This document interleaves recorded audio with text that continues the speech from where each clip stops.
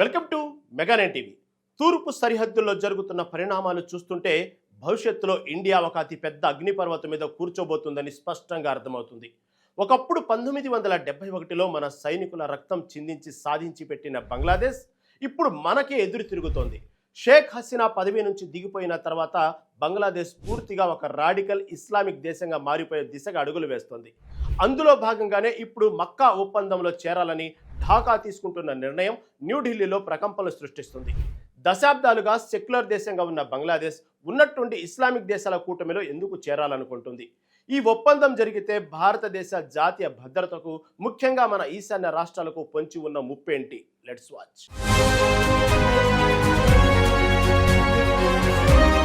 బంగ్లాదేశ్ మొదటి నుంచి Islamic majority దేశమే అయినా షేక్ హసీనా హయాంలో అదొక లౌకిక ఉదారవాద విధానాలను ఫాలో అయింది. కానీ ఇప్పుడు అక్కడ కథ పూర్తిగా మారిపోయింది. ఇస్లామిక్ ఛాందసవాద సంస్థలు బంగ్లాదేశ్ రాజ్యాధికారాన్ని తమ గుప్పెట్లోకి తీసుకుంటున్నాయి.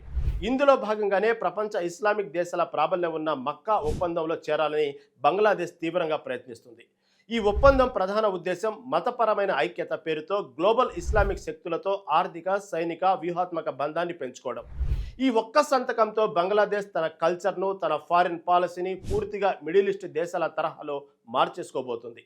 ఇండియా ప్రాబల్యం నుంచి పూర్తిగా బయటకు వచ్చి ఒక కరుడు గట్టిన ఇస్లామిక్ రిపబ్లిక్గా అవతరించడానికి బంగ్లా గీసిన అతిపెద్ద మాస్టర్ స్కెచ్ ఇది.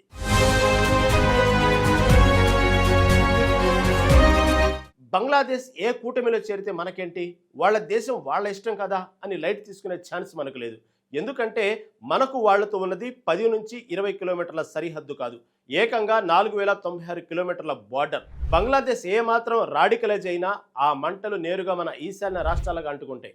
అదే ఇప్పుడు అతిపెద్ద సెక్యూరిటీ ఛాలెంజ్. ఇండియా చుట్టూ ఇప్పటికే పాకిస్తాన్ ఉగ్రవాదంతో, చైనా దండయాత్రలతో భయంకరమైన వాతావరణం ఉంది. ఇప్పుడు తూర్పు వైపు ఉన్న బంగ్లాదేశ్ కూడా పక్కా మతపరమైన ఎజెండాతో ముందుకు వెళితే అది పాకిస్తాన్ పార్ట్ 2లా మారడం ఖాయం.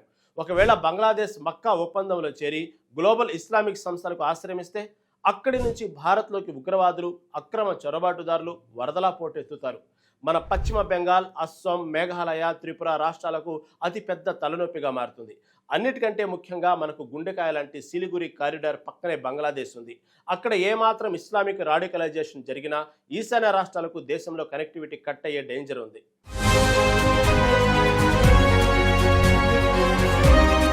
ఈ ఎపిసోడ్లో బంగ్లాదేశ్ ముందుండి కనిపిస్తున్నా వెనక నుండి ఈ మొత్తం డ్రామాను నడిపిస్తుంది మాత్రం మనకు బద్ధ శత్రువులైన రెండు దేశాలు. మక్కా ప్యాక్ట్ పేరుతో ఆ రెండు దేశాలు ఢాకాలో కూర్చొని ఆడుతున్న పాలిటిక్స్ ఇప్పుడు ఇండియన్ ఇంటెలిజెన్స్ కు సవాల్ విసురుతున్నాయి. బంగ్లాదేశ్ కు ఇండియాను దూరం చేయడానికి పాకిస్తాన్ గూఢచార సంస్థ ఐఎస్ఐ, చైనాలు దశాబ్దాలుగా వెయిట్ చేస్తున్నాయి. ఇప్పుడు హసీనా లేకపోవడంతో ఆ గేమ్ను స్పీడ్ చేసాయి. బంగ్లాదేశ్ జమాతే ఇస్లామీ లాంటి సంస్థలకు ఫండింగ్ ఇస్తూ ఆ దేశాన్ని పూర్తిగా యాంటీ ఇండియా స్టాండ్లోకి నెట్టేస్తున్నాయి. మక్కా ఒప్పందంలో చేరితే ఆర్థికంగా అరబ్ దేశాల సాయం అందుతుందని, భద్రతాపరంగా తాము అండగా ఉంటామని పాక్, చైనాలు బంగ్లాను రెచ్చగొడుతున్నాయి. వాళ్ళ మెయిన్ టార్గెట్ 2 ఫ్రంట్ వార్కు బదులుగా ఇండియాను 3 వైపుల నుంచి ఉక్కిరి బిక్కిరి చేయడం. ఒక పక్క బంగ్లాదేశ్ తన కొత్త దౌత్య బంధాలతో ఇండియాకు చెక్ పెట్టాలని చూస్తుంటే అమిత్ షా నేతృత్వంలోని హోంశాఖ సరిహద్దులో ఎస్ఐబి ఇంటెలిజెన్స్ యూనిట్లను దింపి కౌంటర్ స్కెచ్ వేస్తుంది. బంగ్లాదేశ్ ఈ ఒప్పందంలో సంతకం చేస్తుందా, లేక ఇండియా తన దౌత్యంతో ఆ ప్రయత్నాన్ని అడ్డుకుంటుందా అన్నది ఇప్పుడు ఆసక్తికరంగా మారింది.